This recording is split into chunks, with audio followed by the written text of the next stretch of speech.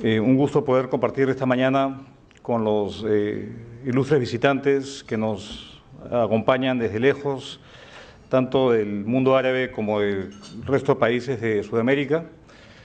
Es un honor poder contarles cuáles son los fundamentos que sustentan el desempeño económico peruano y, en particular, cuáles son las oportunidades de inversión que tenemos para ofrecerles. Esta presentación es una presentación de corte general y después van a haber presentaciones mucho más puntuales de los sectores, especialmente de infraestructura, que hacen a Proinversión.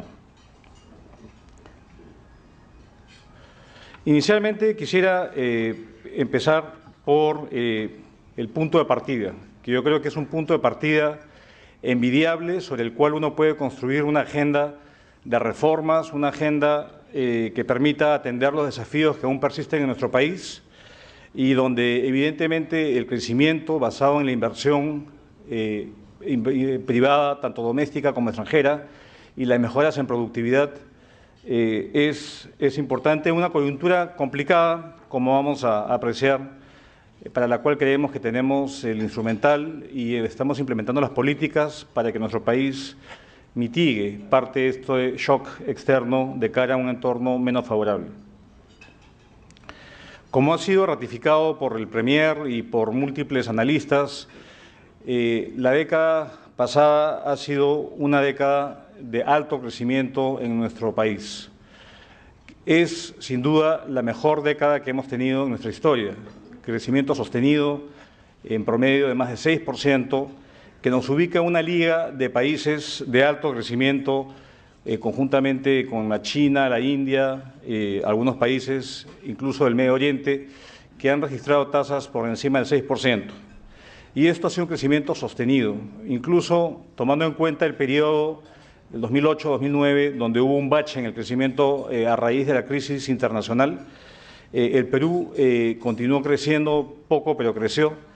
E incluso con este menor crecimiento tuvimos un promedio bastante alto. Si uno hace una evaluación histórica, los últimos 60 años, cómo ha sido la evolución económica, vemos un crecimiento alto, el más alto desde la década de los 50, en un marco de estabilidad macroeconómica. Tenemos la tasa más baja de inflación histórica, la última década, y si uno ve cuáles son los factores que explican el crecimiento peruano, factor importante a destacar ha sido las mejoras en productividad. Ustedes pueden ver en el cuadro de abajo la descomposición del crecimiento de nuestro país, cuánto aporta el capital, cuánto aporta el trabajo y cuánto la productividad. Y es notable señalar de que la última década ha sido una década donde el motor de crecimiento ha sido la productividad. Nos hemos convertido en un país mucho más eficiente, producto de las reformas llevadas adelante años previos. El reto es continuar con este empuje que da la productividad, porque es el sostén del crecimiento a largo plazo. Y de hecho hemos sido capaces de poder duplicar nuestra tasa potencial de crecimiento. Hace una década esta tasa se ubicaba por cercana a 3,5%, y hoy en día la tasa potencial de crecimiento, vale decir aquella que no introduce presiones inflacionarias, se ubica cercana al 6,5%. Hemos duplicado nuestro potencial de crecimiento y las políticas y reformas que queremos llevar adelante van en la dirección de mantener estas tasas e incluso incrementarlas. Nuestro manejo económico es reconocido por el resto del mundo, por las agencias internacionales. Cabe destacar que en un año tan complicado hemos recibido mejoras en nuestra calificación crediticia, lo cual nos obliga a seguir trabajando para mantener esta calificación y no perderla. Creo que lo más importante usualmente de estos reportes que hacen las agencias calificadoras no solamente es dar el aval, dar el espaldarazo a los países, sino también delinear cuáles son los retos que se tienen para mantener y mejorar esta calificación crediticia. Hoy en día, si uno compara los niveles de riesgo país, en América Latina, el Perú tiene la menor percepción de riesgo en la región. Ahora estamos ante una coyuntura complicada. La semana entrante se realizan las reuniones anuales del Fondo Monetario Internacional y del Banco Mundial en Japón, y ya la directora del Fondo Monetario alerta de que los problemas siguen siendo agudos, en particular en la zona euro, en Estados Unidos, en China, un crecimiento que ha bajado de 2 dígitos a un crecimiento por debajo del 8%, que definitivamente nos afecta, principalmente por el canal comercial, una caída en los términos de intercambio, y que también, obviamente, alienta a una mayor aversión al riesgo del capital. Los inversionistas se ponen mucho más prudentes y tienden a invertir en papeles e instrumentos más seguros. En esta coyuntura vemos que tenemos unos fundamentos macroeconómicos sólidos. El Banco Central ha acumulado reservas en la última década que han crecido en más de 7 veces y que en la comparación internacional con respecto al tamaño de la economía, tenemos reservas de casi 1/3 del Producto Bruto Interno. Esto es lo más alto que hay en la región y obviamente todavía no se acerca a los niveles de reservas con respecto al producto de otros países como el Asia, pero nos da un colchón de liquidez importante para poder actuar, de un Banco Central que actúe como prestamista a última instancia y que provea la liquidez que podría ser golpeada de darse un evento negativo externo. Nuestros niveles de deuda se ven exiguos y relativamente bajos comparados con los niveles de deuda que prevalecen en el mundo industrializado y en la región de América Latina. A niveles de deuda, el cociente de deuda producto bruto es 20%. Si uno le quita los activos que tiene el fisco, este número baja a 8%. En muchas ocasiones hemos repetido de que era impensable pensar que el Perú tendría estos niveles de endeudamiento y que si uno le suma los activos que se tiene, somos un acreedor neto del resto del mundo, algo impensable en el pasado. Y algo más impensable es que hoy en día nuestra percepción de riesgo está por debajo de países como España, Italia, Francia. Eso, digamos, creo que denota la confianza que se tiene sobre el manejo económico y los fundamentos, que no solamente son fundamentos macroeconómicos, sino también que son fundamentos microeconómicos. Uno analiza los balances, los niveles de endeudamiento de la banca, de las empresas, de los individuos, y somos un país que no está altamente endeudado, que es solvente y que es sujeto de crédito a todo nivel. Eso creo que es una gran oportunidad para seguir creciendo y financiando la inversión vía el ahorro.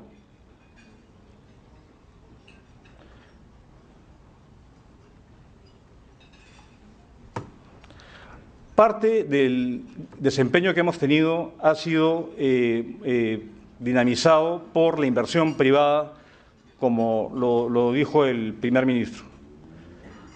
De hecho, la inversión es el principal motor de crecimiento conjuntamente con la productividad. Uno ve tasas de inversión en nuestro país también llegando a niveles históricos elevados. Incluso en la proyección es que de acá al final del gobierno tengamos una tasa de inversión por encima de 30 puntos del producto. 30 puntos del producto se invierten, de los cuales el 80% es inversión privada, sea esta doméstica o extranjera. Vemos la tasa de inversión como formación bruta de capital es la más alta de la región y vemos como un indicador que predice el futuro, que son las importaciones de bienes de capital. Ha habido un incremento importante de más de 6 veces que denota los insumos que serán utilizados en proyectos de inversión a realizarse en el futuro. Todo esto vislumbra un escenario positivo. La inversión en el primer semestre del año ha crecido en torno al 14% en términos reales y esperamos mantener la dinámica de la inversión privada en 2 dígitos en los siguientes semestres y en el siguiente año. La inversión extranjera directa es fundamental en nuestro modelo de crecimiento. Y, de hecho, si uno puede identificar 3 aspectos que sustentan el crecimiento económico de nuestro país: la estabilidad macroeconómica, la apertura y tener un entorno amigable a la inversión doméstica o extranjera, han sido factores fundamentales que explican este buen desempeño. Uno ve el marco legal que tiene el país con respecto al tratamiento a la inversión extranjera y es un marco legal muy atractivo. Tenemos un trato igualitario entre para el capital extranjero o el capital nacional. Existen las garantías de la propiedad privada, hay acceso a poder cambiar la moneda, no hay controles de capital, tenemos una movilidad en la cuenta de capital, se pueden repatriar dividendos, ganancias hacia afuera, y todo esto en el marco de haber tejido una serie de convenios de protección a las inversiones con los países con los cuales comerciamos y somos socios en inversión.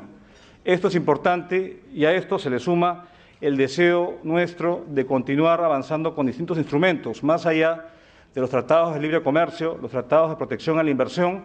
Estamos trabajando ahora en dinamizar los tratados para evitar la doble imposición como un instrumento importante que dinamice la inversión con los principales socios comerciales actuales y los que queremos cultivar, como son los de la zona de los países árabes. La inversión extranjera en nuestro país ha crecido de manera importante en los últimos años y si uno ve, salvo Chile, somos, con respecto al producto, el país receptor de inversión más importante en la región. ¿Dónde va esta inversión? Esta inversión va principalmente en un 50% a los sectores extractivos, a los sectores de energía, y el resto está distribuido en diversas áreas, incluyendo infraestructura, servicios, industria y otros sectores que muestran la potencialidad y que vamos a detallar en breve.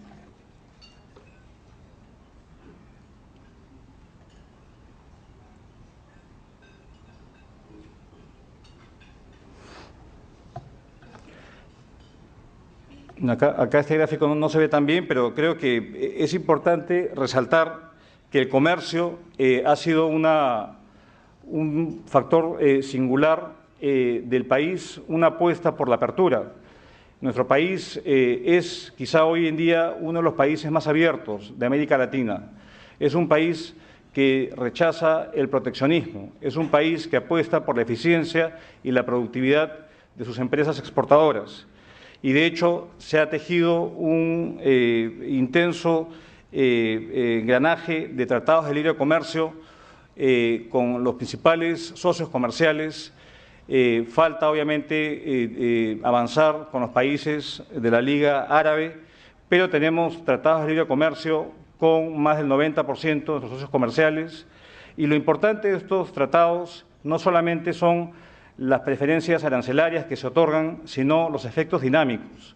Vale decir, abre oportunidades de inversión, abre oportunidades de transferencia tecnológica y ancla reformas. Usualmente, cuando se negocian estos tratados, uno se pone metas más ambiciosas en la agenda y se obliga a cumplirlas. Entonces, hay efectos dinámicos positivos de perseverar en una agenda comercial importante. En la actualidad estamos activamente negociando el Tratado Transpacífico para poder consolidar nuestra presencia en el Asia-Pacífico. Son 9 países a los cuales recientemente se le ha sumado Canadá y Japón, y esta va a ser la zona de libre comercio más importante del mundo que prontamente llegará a su culminación cuando se acaben las negociaciones. Esta es una política de Estado, una política que ha trascendido gobiernos, donde se identifica las bondades del comercio, de la inversión y de la inserción en el mundo. Esto obviamente ha conducido a un boom en exportaciones, que han crecido en la última década más de 7 veces. Ahora, uno puede decir, gran parte de esto se atribuye al incremento de los precios internacionales de la materia prima. Bueno, si se ve en la evolución de las exportaciones no tradicionales en la última década, estas se han multiplicado por 5. Es un factor importante, las exportaciones no tradicionales son intensivas en mano de obra y tienen mayor valor agregado. Uno ve también un proceso de diversificación importante de los socios comerciales tradicionales y vemos de manera importante un crecimiento en la zona de América Latina. Nuestro comercio intrarregional se ha incrementado en más de 6 veces en la última década y esto, de cierta forma, nos da cierto blindaje de tener mercados alternativos justamente cuando los mercados tradicionales en los países industrializados están sufriendo problemas económicos. Nuestra canasta exportadora ciertamente es una donde los productos primarios tienden a tener la mayor concentración. Pero dicho esto, tenemos dentro de esta concentración, hemos sido bendecidos de tener recursos minerales, metales amplios, somos un país polimetálico, y eso, de cierta forma, da cierta diversificación. Y dentro de los sectores ligados a los recursos naturales ha habido un proceso de agregación de valor. Cuando uno mira, por ejemplo, la agroindustria, donde el Perú ha destacado de manera importante, ahí hay mucha agregación de valor.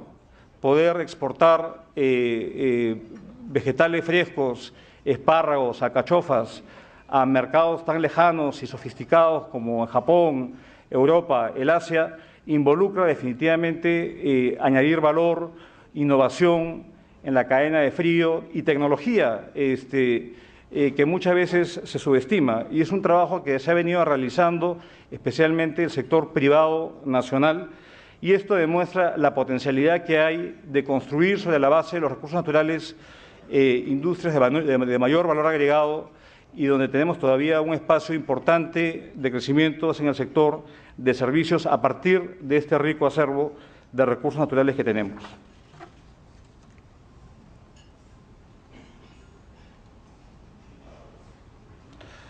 En adición a la apertura a la inversión, un factor importante que nos va a permitir mitigar en parte este menor crecimiento del sector transable, que de hecho nos está pasando factura recientemente con una reducción de las exportaciones, principalmente debido a la reducción de los precios de las materias primas que exportamos, es el consumo. En nuestro país, luego de décadas de bajo crecimiento y de políticas poco efectivas, se ha reconstituido una clase media pujante. Esto es un factor importante que sostiene unos niveles de consumo insólitos y que no se había visto hacía muchísimo tiempo. Y un consumo descentralizado, no solamente en Lima, la capital, sino en las principales zonas urbanas del país. A esto también se suma el incremento en la capacidad adquisitiva de los ingresos de los quintiles intermedios socioeconómicos, así como la reducción importante que ha habido en los niveles de pobreza. A esto se le suma otro factor importante que es el bono demográfico. Somos un país con una población joven y un ratio de población joven a población mayor por encima del promedio de América Latina y que todavía otorga, digamos, un factor de crecimiento y de entrada de empleo a la PEA. Esto es importante, tener este bono demográfico a la par de la consolidación de las clases medias y la reducción de la pobreza, son un elemento central que explica este crecimiento de la demanda interna que estamos viendo en nuestro país y que de cierta forma nos va a ayudar a mitigar una agudización de la crisis de afuera.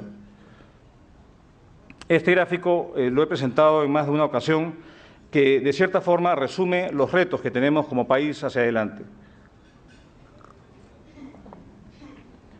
En la columna del medio se pone el grado de inversión que tiene el país.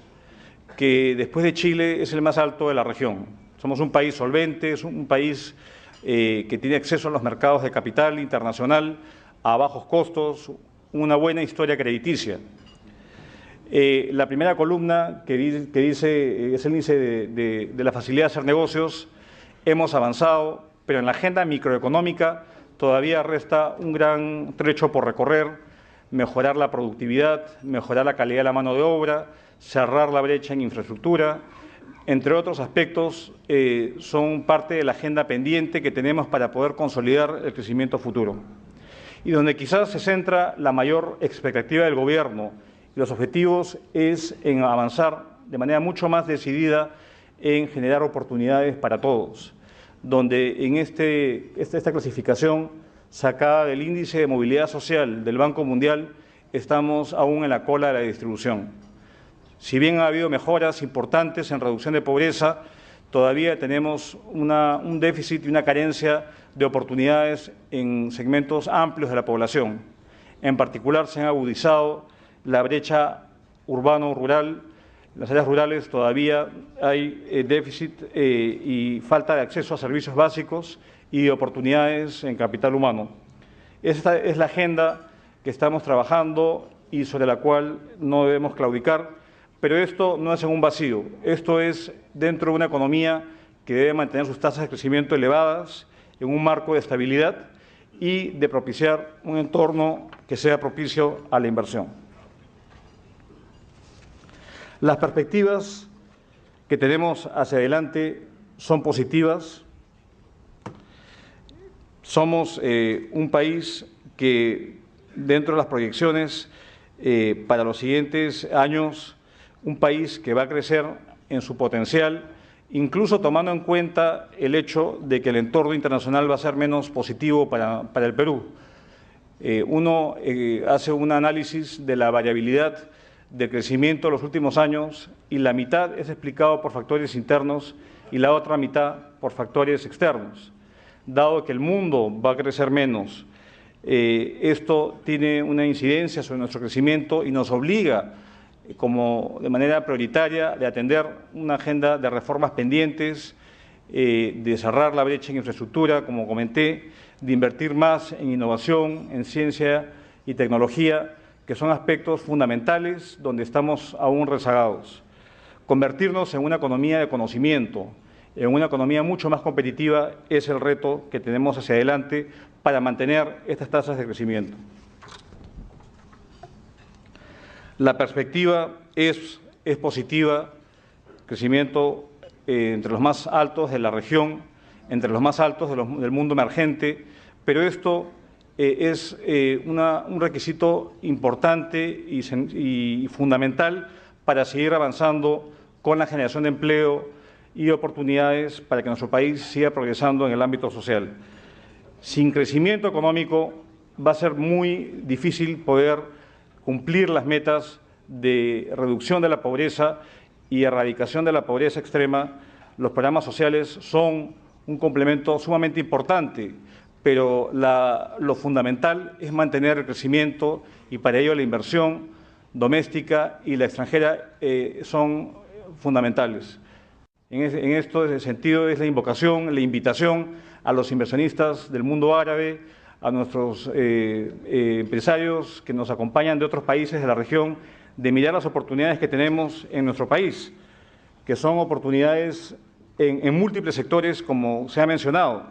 Y como el Premier dijo, estamos trabajando activamente en ir reduciendo la burocracia, la tramitología, que hace muchas veces complicado invertir en nuestro país. Estamos plenamente conscientes de ello y estamos trabajando procesos para poder hacer una reingeniería de procesos en los trámites que tienden a ser engorrosos, pero esto cumpliendo con las normas que nos hemos impuesto como país de tener estándares internacionales en el ámbito social, en el ámbito ambiental, vinculado a las industrias extractivas, pero avanzar en una agenda también público-privada que es fundamental para cerrar las brechas que aún tenemos. Las oportunidades están ahí, son enormes, y si uno ve básicamente en distintos sectores, la comparación con nuestros vecinos, aún tenemos un amplio terreno por recorrer. Perú es un país que está en pleno proceso de convergencia y está convergiendo al estándar de América Latina y todavía tenemos oportunidades enormes en distintos sectores. El tamaño de nuestro sistema financiero es pequeño con respecto a nuestro producto, igual el crédito hipotecario es pequeño. Existe un potencial importante de ir creciendo y demandando productos adicionales. El turismo, que es una fuente importante de ingresos y divisas al país, es todavía una fracción de lo que el turismo receptivo que reciben otros países, como el caso de Argentina o México. Tenemos ahí un potencial enorme para esto. Igual requerimos mayor conectividad, infraestructura, para poder atraer turistas y de hecho los factores de atracción están ahí. Tenemos que invertir en crear las condiciones para poder recibir a mayores visitantes. Tenemos con el mundo árabe un gran potencial aún no realizado. Uno se fija en los niveles de comercio, intercambio comercial son bajos, todavía poco menos de 250 millones de intercambio comercial. Los países a los cuales más le vendemos productos son Argelia y Marruecos, y de donde más importamos son Arabia Saudita y Bahrein. Tenemos una potencialidad importante. Ayer se comentaba en la reunión empresarial que tuvo lugar el día de ayer la gran complementariedad que existe entre ambas regiones y la necesidad de que haya un mayor conocimiento de las oportunidades que existen. Para culminar, quisiera cerrar con esta diapositiva donde muestra el gran potencial que tiene nuestro país. Somos una economía que se ha triplicado en los últimos 10 años, se ha duplicado en los últimos 5 años. El ingreso per cápita también ha tenido una tendencia muy positiva y somos un país que tiene la posibilidad en 2 décadas de multiplicar su producto por 8.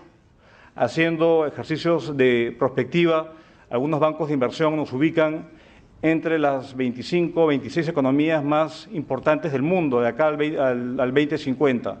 Tenemos esa oportunidad, tenemos el capital, tenemos el talento y las oportunidades para llegar a ser una economía dinámica, una economía de ingreso medio alto y que este ingreso sea distribuido y beneficia a toda la población. Para ello, para lograr este objetivo, es importante la alianza que podamos establecer con los inversionistas de América Latina, los inversionistas del mundo árabe y quienes quieran apostar por nuestro país. Esta es la presentación que yo quería compartir con ustedes. Somos un país de oportunidades, somos un país que aún enfrenta desafíos importantes, pero cuyo gobierno y cuyo sector privado están trabajando conjuntamente de la mano. Veo a los principales líderes empresariales de nuestro país acá presentes, y estos eventos son importantes para mostrar un país donde se pueden materializar esas inversiones, donde la alianza público-privada es fundamental. Muchas gracias por su atención a esta presentación.